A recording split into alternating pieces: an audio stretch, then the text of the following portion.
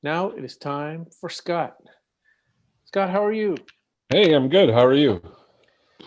Living the dream, dude. Living the dream. Yeah.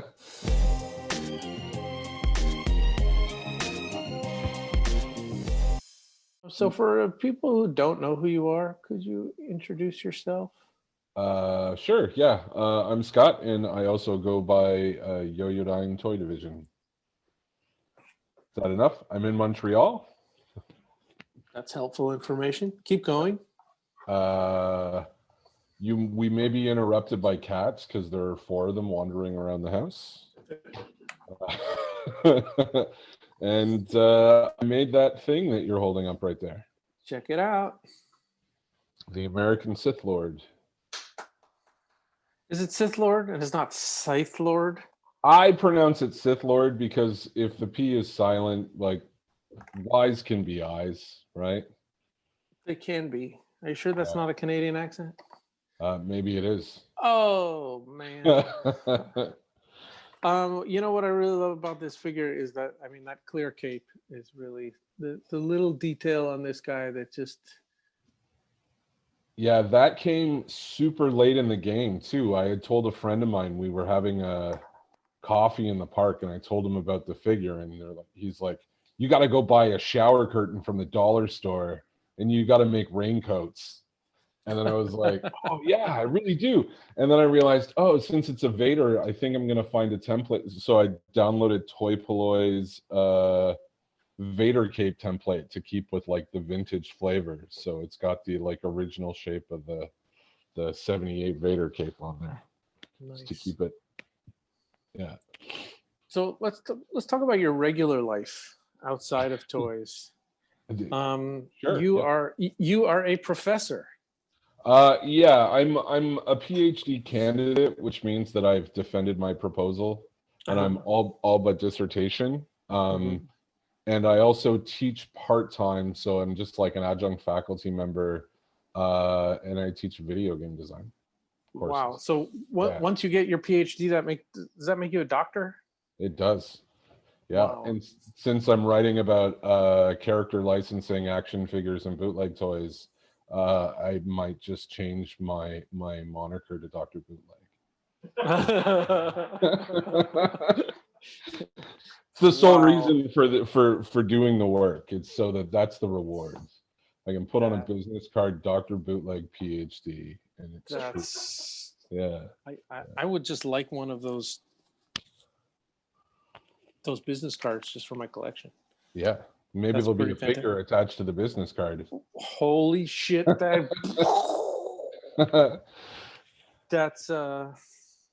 next level. All right, so tell us about your dissertation, because it kind of like you're studying this, right? But before we go there, you see, you're teaching video game design right now. Yes. And how long have you been doing that, and how'd you get into that? How does one get into video game design? So before I sort of started really kind of sinking my teeth into the bootleg toy stuff and like customs and whatever, I mean, I've always sort of been a collector and enthusiast. Like you can see if you look at my wall behind me there's kind of a collection of things. But I was working mostly in digital art and video games as a curator. And then I ended up throwing like chip music events and stuff. And it started with me throwing like chip music art shows in Winnipeg. And that led me to do my master's degree. And I wrote about the Sega Dreamcast and like homebrew development and hardware hacking.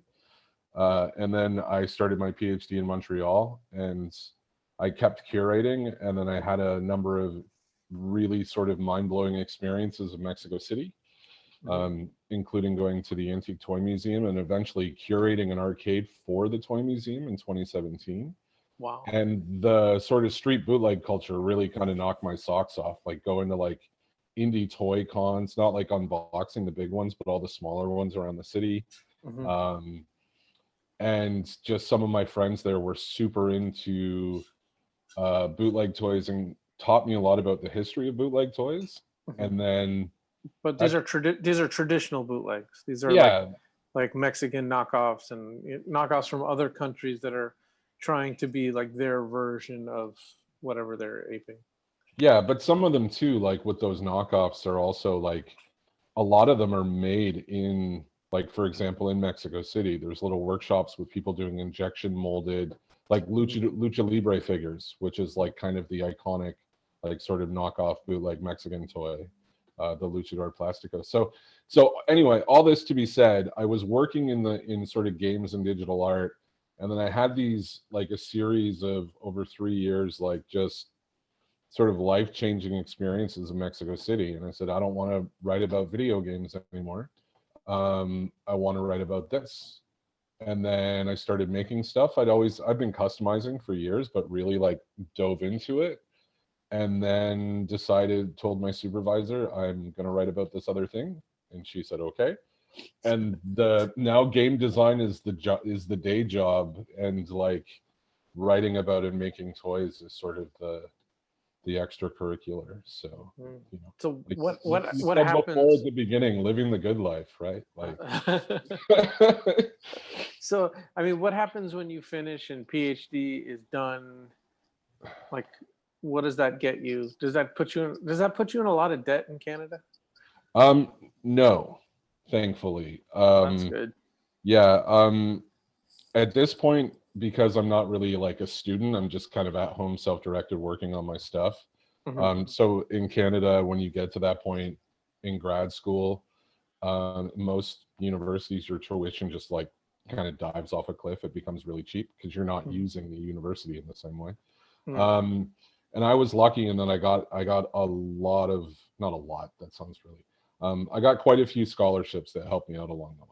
You know, so you make it sound like in Canada, like they really want people to be smart and have PhDs. well, yeah, they do reward it. I mean, you know, Not but like this country where they saddle you with a lifetime of debt. Yeah, lower sort of like undergraduate degrees and like master's degrees can be really expensive, and it depends on the institution and what you're studying and stuff too. Sure. It's pretty, yeah. So I'm doing my PhD, and when it comes to like student debt, like I'm debt free. My master's was largely paid for by scholarships, and so was my PhD. Congratulations, that's amazing. All right, so what happens? Let's say, how long from now do you get your PhD? That's the question you never ask anybody working. Oh, sorry. I mean, are we talking like months away, years away? I would say probably at this point it's about a year out. Okay, so let's say let's just be generous and say a year from now you have a PhD. You have your doctorate in bootleg toys. I mean, I want to read your PhD, your thesis, but what does that get you? Like, it gets you a PhD. there's really, I mean, there's no guarantee. The academic job market's like super competitive. As sort of like older faculty retire, most of those jobs are being given to contract faculties, so it's like it's pretty precarious, you know. So, but is the goal to teach ultimately? Is that just make a more lucrative teaching position than what you already have? Yeah, I guess it's like, you know, another notch in the belt or whatever, you know, like it's just another like thing on your CV. It's another set of qualifications. But are you ever going to actually teach like bootleg toy making? Like, is that a goal? I would love, man, I could probably, with the help of, you know, everyone, you know, and you put a syllabus together and do an art history of bootleg toys. I would love to do a course on that. Wow. We should do it as like a free university course. We should talk about that. That would be that'd be pretty great. And you were talking about earlier with Albert about doing like zine collections of the work. You could just turn it into a textbook. Wow. I have lectured to college classes before, mostly design classes, and just kind of talk to them about the different materials they can work with. Yeah. You know, resin and vinyl and injection molding and the different properties. But it always just boils down to like, we talk about that stuff for like 20 minutes. Yeah. And I can kind of get you, like, I can describe the basics of plush making and all of those things, half an hour tops. And then the rest of the time is just kind of like career advice about being an artist. And and that's what it all the questions, and it just ends up being like, you know, I've done it like 5 or 6 times. It just ends up always being just like, you know, art career advice with Dove. And these poor kids are just like, I don't know. Some of them, you can just tell, some of them are just totally into it, and they got the bug. They're going to be creators for life. And you can tell the other ones that are there just for the course credit and just can't wait to GTFO. Yeah. Yeah. What does I it guess say? Pro tip. I'm sorry, go on. Oh, yeah, I mean, it's interesting, right? Because I would probably teach, like, if I taught it, I would probably teach about sort of the history of the movement and the relationship between art and toys, like sort of drawn out historically. Sure. Which is something I've learned a lot more about just from reading for my dissertation, just finding out, you know, looking at the history of toys in general and sort of how we get to where we are. Right. Because it's kind of part of what I'm trying to do with this project is like chart that path, like through, you know, from everything from like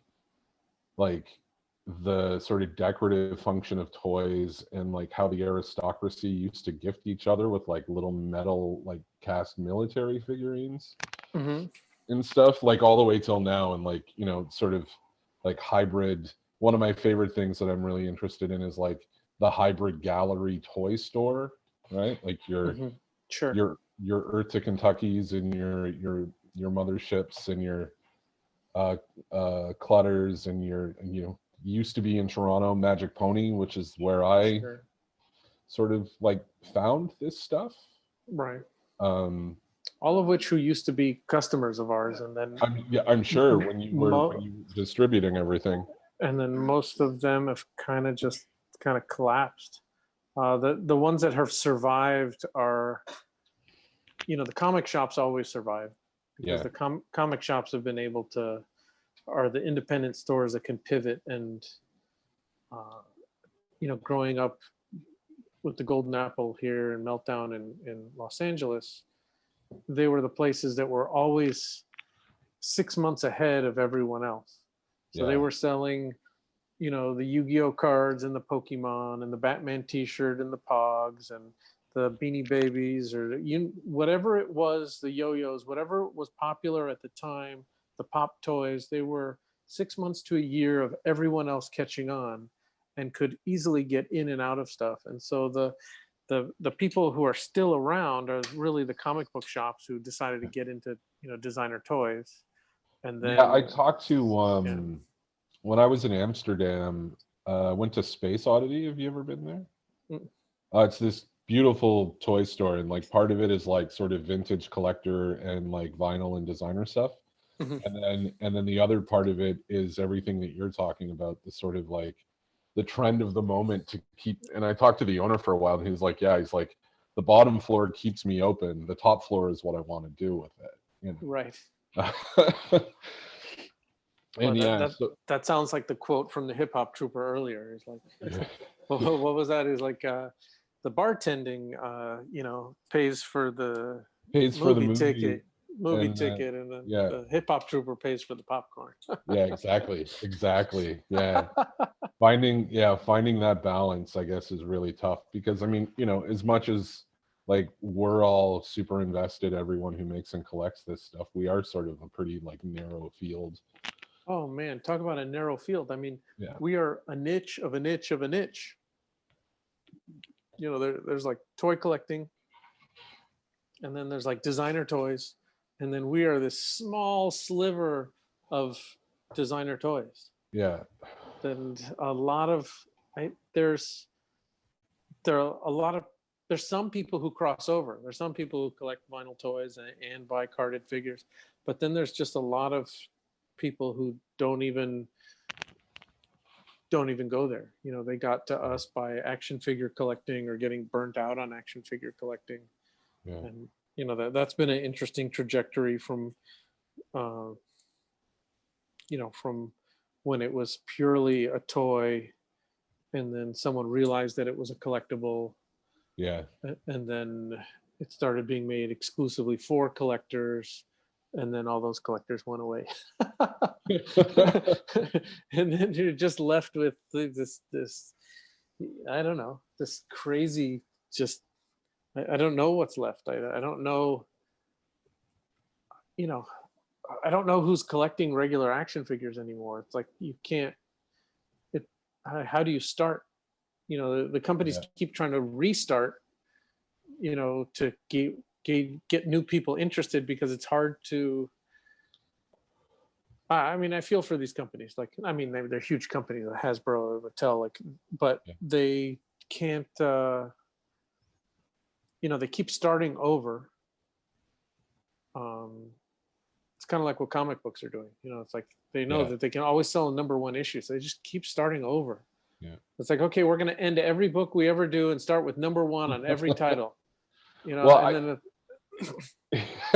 it's like all of the lessons that everybody said they learned in the 90s, and it's showing that nobody learned those lessons. Like, have you been into a comic store lately? Like, variant covers are like a total smash hit now compared to what they were.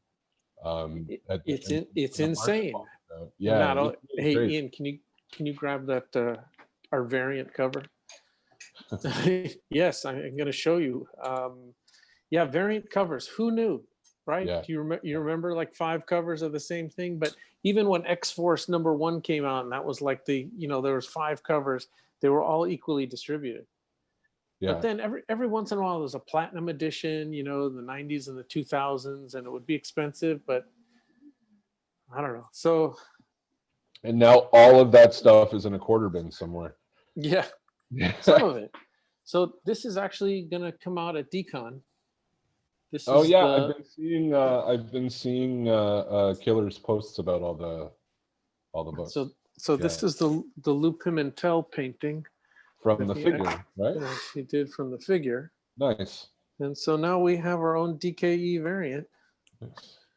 You've seen it here first, but we're not really Okay. telling anyone about it. So if you're one of the 30 people watching right now, you know about it. And we're going to have that as an exclusive for Decon. So that should be fun. But yeah, it's like, and I've been buying a lot of the original art for the Phantom Star Killer, a lot of the covers, and I counted there's, I think 18 different covers. Nice. Yeah, I like the one that's I like the one that's the action figure. Yes. Yeah, I love that whole that's a really good one.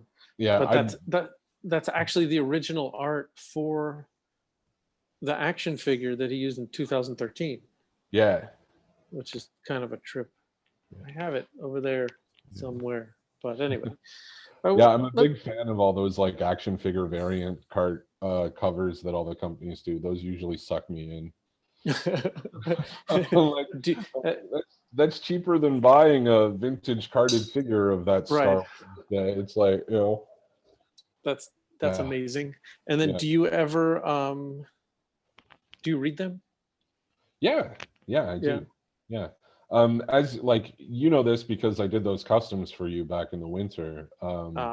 Where I take the covers and then I make a figure based on the cover of a book, but I actually remove the cover and mount it on cardstock, and like it actually becomes the piece. Before I sent those back to you, and I think I sent the insides back to you, I read them all first. I was like, yeah. That's fantastic. So which was that's how we met. So you which figure was it? Well, the first figure, so it was the Kung Fu Kangaroo, which was the one that I had posted because I found at a library sale for 10 cents. I found like a short box full of like indie comics that were like all the Ninja Turtle like sort of amazing knockoffs. Because I bought a stack of them. I would say that I dropped about 75 or $80 about 3 or 4 years ago going through and buying the same comics that you got for a dime, but and getting all of the turtle parodies, because Yeah. I had them all, and they were considered crap at the time, right? Yeah. There's, you know, those adolescent Radioactive. radioactive, the black-billed hamsters, and then the toy you made was preteen dirty jean kung fu kangaroos. Yeah, And and then then there there's was the naive interdimensional commando koalas. good. And then And then the the geriatric geriatric gopher one. gangrene jujitsu gerbils, Yes, yes. right? Yeah. There's there's a guy who did a zine that I'm missing, and he can't get him to reprint or whatever. It was something, some sort of like punk rock you know, ninja punk rock pandas or whatever. Nice. Trying so hard to, anyway, that's another issue. Anyway, so I bought this kangaroo figure, and then I asked you to make 4 of the other parodies for me, and those were, and I usually don't commission people to make one of a kind carded figures. It's usually Yeah. not my thing, but I just thought that that was so like next level. Like I was like, yeah. I don't know what you thought of me, that I was like the one asking you for this stuff. I mean, you know, let's be honest, like you do have a position among the community. So I was like, oh my God, Dov wants me to do a custom. I'm like, I need to like bring my A game. Yeah. Like the gerbil ended up having like a cloth, like the cloth, like shoulder straps, you know, and all that stuff. Yeah, I was super excited about those, man. Cause like for me, I mean, the Sith Lord is the first major like multiple run of figures I've done in a really long time. Like I did a series of 12 like miniature like Keshi size Godzillas, Mm-hmm. and I painted them all to look like different Godzillas from different eras. Mm-hmm. And then I just went like full blown into customs and just putting my customs out, because I was like, I have an idea for this. I don't think there's 20 people in the world who even know this obscure thing that I'm interested in. Right. I'm just going to make one, and if someone takes it, great. Did you collect toys as a kid? I mean, Yeah. and we all had toys as hopefully most of us had toys as kids, but when did you become like, were you a collector? Yeah, I've been sort of afflicted with the collecting bug for like most of my life. So it's like, you know, I've had numerous collections of different things that I've like built up and then sold off, and then built up and then sold off. Sounds like my life story. Yeah, never really one thing. Like, right. You know, when I was in film school, when I did my undergrad in film, I had like the most insane VHS collection at the time. Don't you wish you had that now? I still have a small one, but like Yeah. I use them as backing cards for customs now. Right. Well, it depends what kind of VHS. Like if you have the stuff that's on fire now is that small batch independent horror stuff. Like yeah, I have a bunch of friends who are really into that stuff. Oh my goodness, these titles that like used to sell for $1. Like I mean, they're hundreds of dollars for some of these like 80s. But really, what I've loved the most is, because when these things get popular, I don't go back and collect them. I just like getting the book about it. Yeah, I'm with you on that one now. So I have shifted to the book about the thing rather than all of the thing. You should see my house. But Mondo put out a book of VHS covers. I have 3 or 4 books now of just VHS covers in different genres. But then there was a book that came out that was just VHS stickers. Yes, I saw that. Yeah. Oh, that book just blew my mind. It was like the Please Be Kind Rewind stickers, and someone collected all of this stuff from Joe's video store and from this. And man, it's like, and they sold out online, and I drove like downtown to some bookstore, and like it was I put a lot of effort into getting that one book. It was crazy. Yeah. Okay, so you're collecting, and then how do you go from just action figures? When is the first time you find this? you find, not customs, but action figures as art? It would have been probably like I had started getting into the designer stuff through going to Magic Pony in Toronto all the time. Right. And I was familiar with Marcel Zama's work with the Royal Manitoba Art Lodge, which was this like illustration art collective he was a member of. Mm-hmm. So when I saw the Ozama figures, Mm.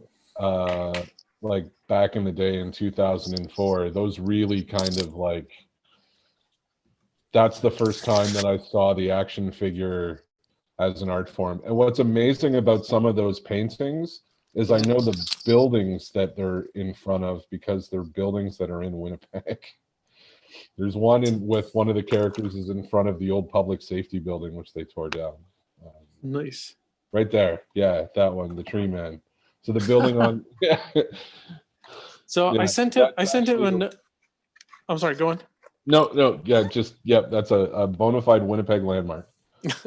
So I sent him a message through Instagram, which he never replied, and he has no website. You know anyone that knows him? Because I ended up having to contact his gallery, and I asked them specifically, like, if I could buy these 6 paintings on the cards. No, I don't know him personally. I just sort of like knew his work being in sort of zines and the Canadian indie scene, like that whole indie side of things, because I've been involved with that for like a long time too.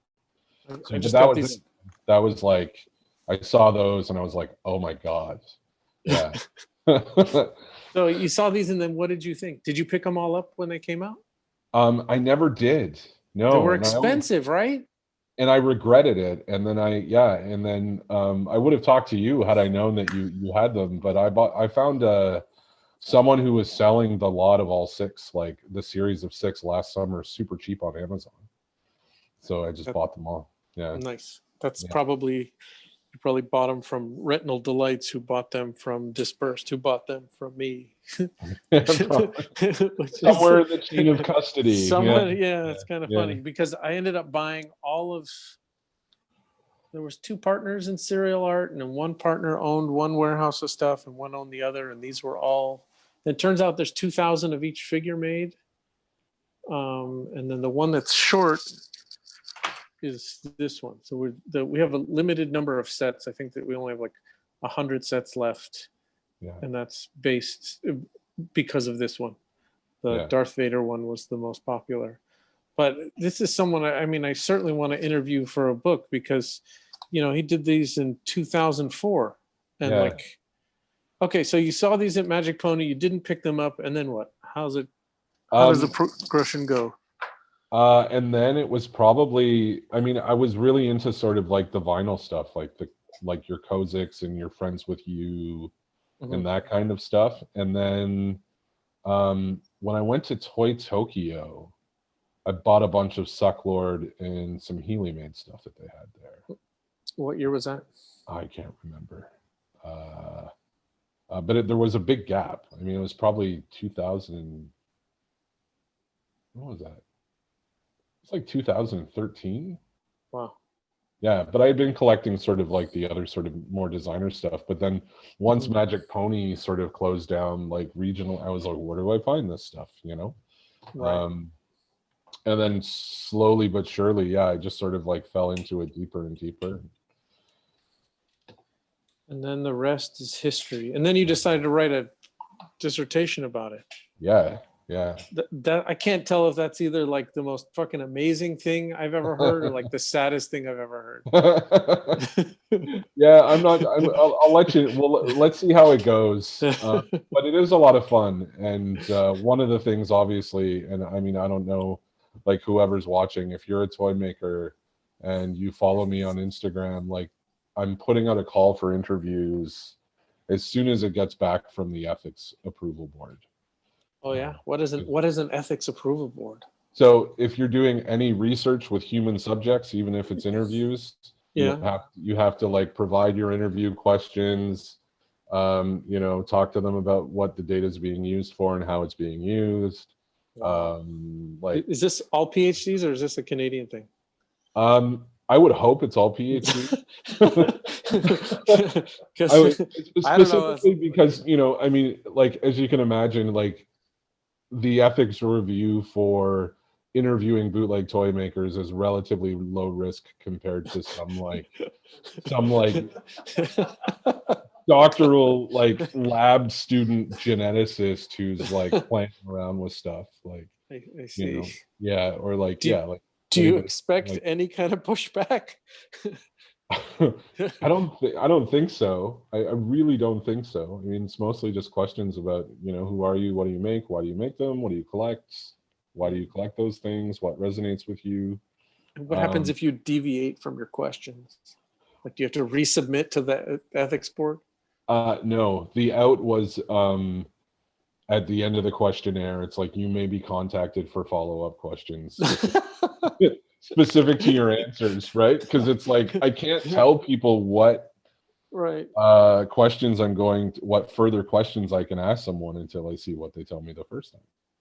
I mean, that just makes sense. So That makes yeah, so total sense. so I'm waiting on that, and then I'm going to send the word out to the community, and hopefully everybody can help me out. And like, Wow. No Sounds guarantee amazing. on how much can get in, obviously, because Right. there's really only like one major chapter about the bootleg, like the contemporary bootleg scene as it is now. Sure. Because everything else is like, how do we get to that? Wow. So you should be prepared for a rather in-depth interview. I see. Yeah. I'll turn the tables. We'll turn the tables on you. Okay. Challenge accepted. Yeah. You get your own whole separate list of questions. Actually. Oh yeah. Yeah. And you had to submit these to the ethics board too. Well, the preliminary questions, right? Because I'm not just interested in like maker. I'm interested in the people who make them, the people who collect them, and then sort of the people who like curate and exhibit the stuff. So, you know, I think that like, because that's everybody all one of us. That's not true. There, you know, Clutter does their in-action show. Yeah. There's a couple other stores opening up. That the Bootleg Bonanza is opening up. Yeah, I have a bunch of stuff that I sent Garrett for his grand opening, so stand by for that stuff too. And then some really weird stuff in that I sent him to. What else? Assembly Required is the other show that's been supporting the scene. There's a couple of things that are not coming to mind immediately, but I did a small show in Toronto in November for a couple of days. Oh yeah, what was that called? It was Toy called Ronto. No, it was called Toy Ronto is the collective of everybody who. Toy Ronto is a collective, right? Yeah, but I did a show called Kit Bash. Yeah. Really? It fell under everybody's radar because I really didn't put a lot of effort into promoting it. Arg. Well, I was living in Toronto but commuting to Montreal to teach once a week, so it was kind of like, my friends had a gallery space and they're like, "Hey, we have some free space. You want to do something?" And I was like, "Yes." Yes. So we did a robot themed show. I should send you photos. I think you'd like some of the stuff there. Very cool. I should put a catalog together. I still have all the pictures actually. Yeah. Maybe you could make a zine. That was actually something I've been thinking about. Yeah. All righty, sir. Well, so what does the future hold? I mean, I guess I've kind of asked you that question in so many words, but Dude, nobody knows. Nobody anywhere at all, anywhere knows what the future holds right now. Yeah, but if you're writing a book about the history, and you kind of know where it came from, and this is like kind of the logical extrapolation, like, are there any other are there any other parallels? Is this a blip on the map, or is this, you know, I would ask Frank Kozik about designer toys. I asked him in his interview during San Diego. It's like, and I've asked him before, like, where's this all going? Like, what's going to happen? And he's like, and he told me at the peak of it, he's like, it's going to settle down, you know, from like up here, and it's going to come back down to kind of somewhere in the middle, and it's going to stay there forever. Like, there's always going to be a space for three-dimensional design, and we're in, you know, he always talked about how every pop culture or every kind of like art movement had its little renaissance. Yeah. You can pinpoint it where it took place in the world, if it was film or poetry or basket weaving or whatever it is. And he said that the kind of accessible, three-dimensional design is now, and is the ability of small creators with a modest amount of money to go to China and be able to, make 500 of something. Whereas like 20, 30 years ago, that was impossible. Like the politics of China wouldn't allow it. And then you just had to be a large company, and there weren't small producers who could, you'd have to do a subcontractor, and it was just it was rough. Right. And that's kind of one of the reasons why they had to make 2,000 of each of these, and not only 2,000, but the bodies on 5 of them are all the same. Yep. Right. That's so the tooling would be the same on all of them to get their cost down, because of how much it was. And now you can do that kind of stuff so much cheaper. And so he just said that, that it's now. And this is, there's a whole generation that grew up with action figures, and this is just like the logical progression, and that this is not going away. Yeah, I mean, you can sort of see that too if you chart the progression generationally with video games, right, as well. Sure. Right, it gets to a point where like it was a sort of mass-produced consumer object that was meant to sort of entertain you, and then it became something else over time, and it matured, and the people who grew up doing those things back then are the people who are making sort of the more artistic side of things now. Or, I mean, people obviously who grew up with the stuff end up like designing the new stuff as well. Right. But, it's like indie games are a good example, and that sort of like generation of like indie game creators, when the indie game thing had its boom that everybody heard about, right? Just like what you were saying about what Kozik was saying about this. Sort of there's a spike, and then it dips, and then it kind of plateaus, and that stuff's always sort of there and part of the ecosystem. Sure. But it never quite gets back to that. I don't want to talk about spikes and peaks right now. Like, really? Yeah. It comes in waves, Dove. It comes in waves. But I guess the point is it's not going anywhere. No, I don't think so. I mean, so long as people are engaged and making like good and interesting work, there's going to be people who appreciate it. Sure. I feel like that's the case for kind of all media, right? And if not, you end up like obscure VHS tapes that are like 40 years old, and the work was not good, but now it's so rare that people want it anyway. Or they saw it I find that if you see something at an early enough age, that you become fond of it. And because I always wonder, like, okay, so I'm somewhat of a Star Wars fan. Ian is laughing at me. Somewhat. There's certain things about Star Wars that I really like, let's say. And I wonder how much of it is that it's good. Yeah. And how much is it that I just saw it at the right time? Because then a buddy of mine does a Power Rangers convention, right? And I was just, Power Rangers, I was a little older that it came out, like, I don't know, I was already in my 20s, and I looked at Power Rangers and I thought, this is fucking lame, dude. Right? This does not resonate with me at all. Like, it was great when it was 4 a.m. in your 20s and you're like high as fuck, but that was the right time for that. I'm with you on that one.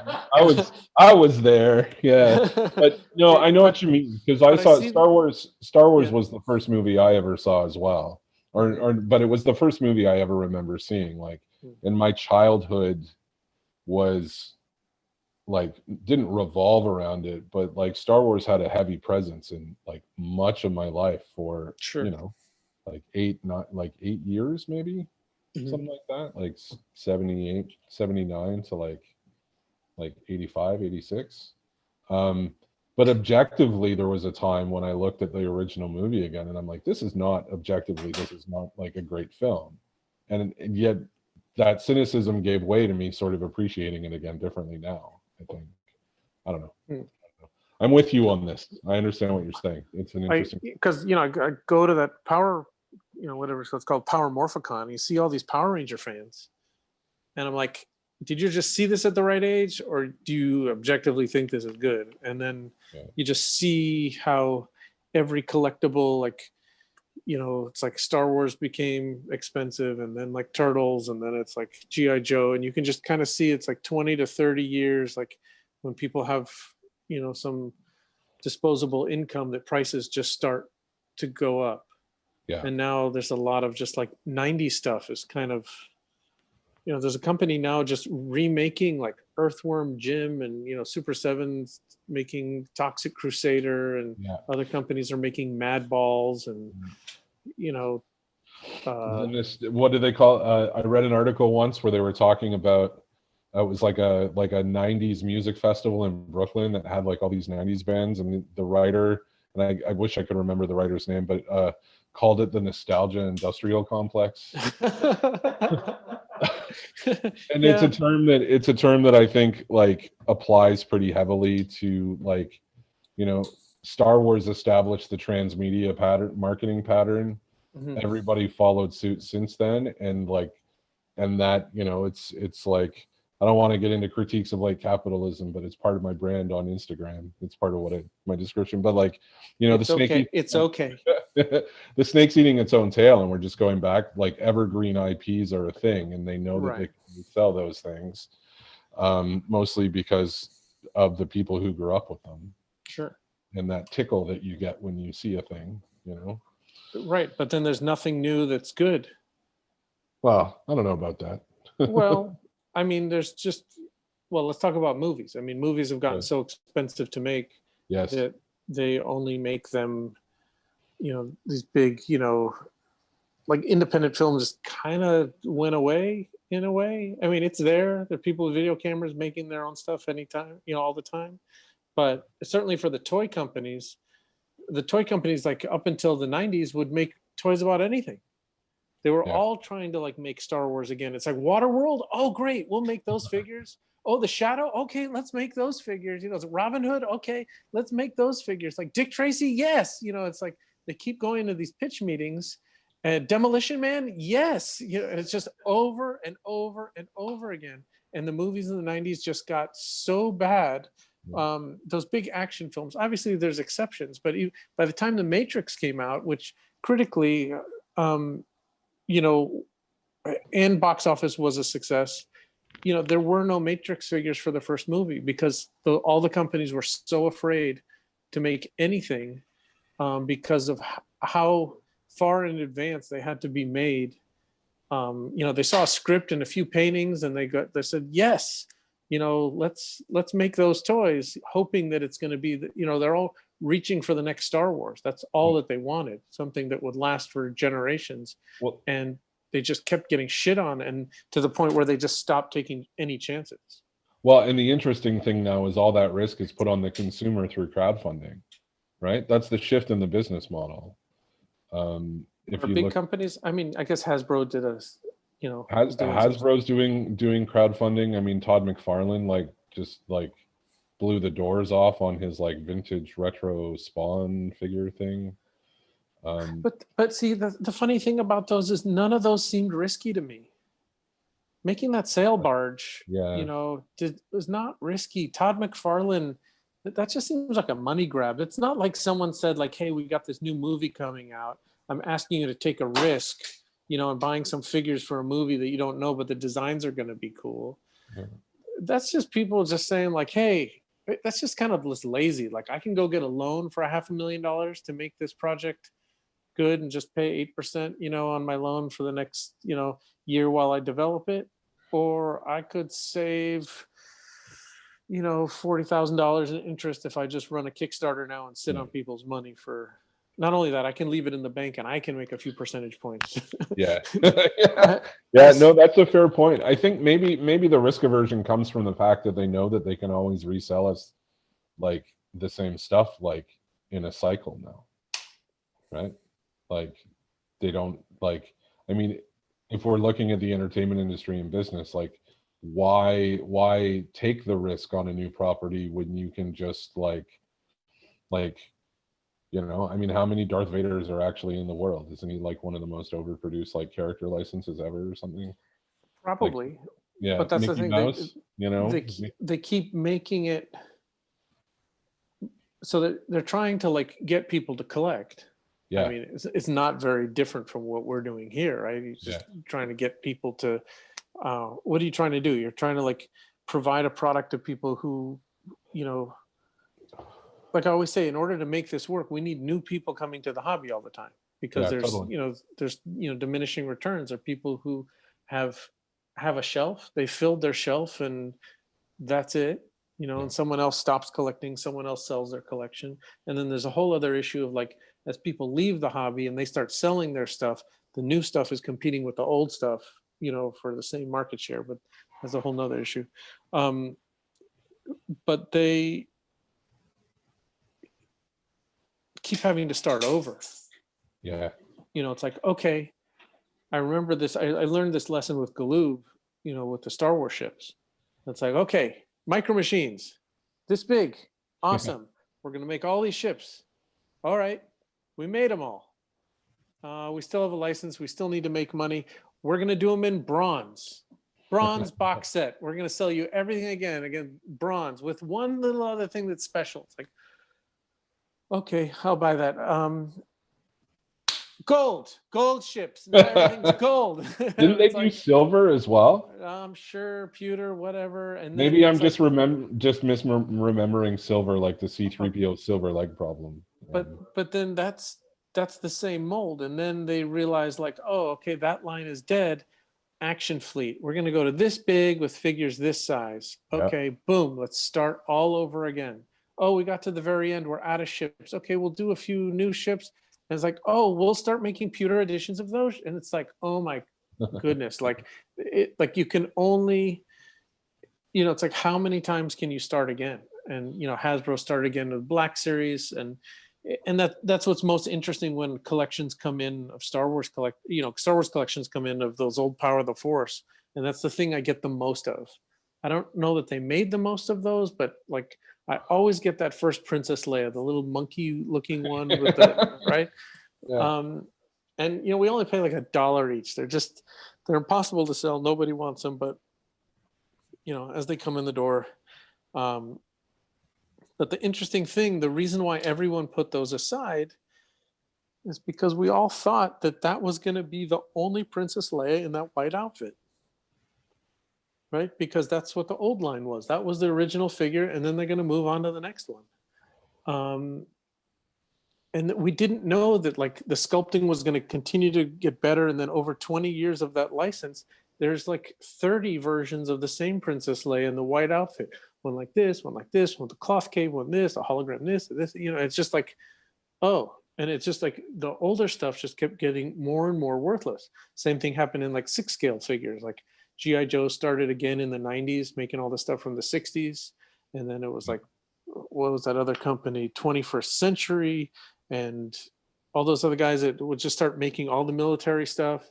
And then Blue Box and Hot Toys. Like if you look at the quality of that stuff, like no one wants any of that stuff from the 90s. It's like dollar bin, and everyone just keeps trading up, like getting better and better. And the technology gets better and better until you have these Hot Toys figures that retail for $300, $400, $500. It's like, look at Iron Man, his mask goes like this. And it's like, all right. Like, luckily I never got into 6-scale. Anyway, we can talk like this for days and hours. Well, we'll have to make some time in the near future just to have a chat, just so we can talk about some of that stuff for the dissertation and stuff like that. Anytime. I'm available. Looking forward to it. I really appreciate the time. Congratulations on a great toy. Thank you very much. Anyone interested, they're in the shop right now. Because use of the Japanese version of the poster on the back. Woohoo! All right, Scott. Thank you again. Yeah, thanks, man. Really appreciate your time. We'll talk to you soon. Yeah, we'll do. Good luck with the rest of the con. Oh, we'll need it. Yeah. I'll be here watching, man. I'll be here watching.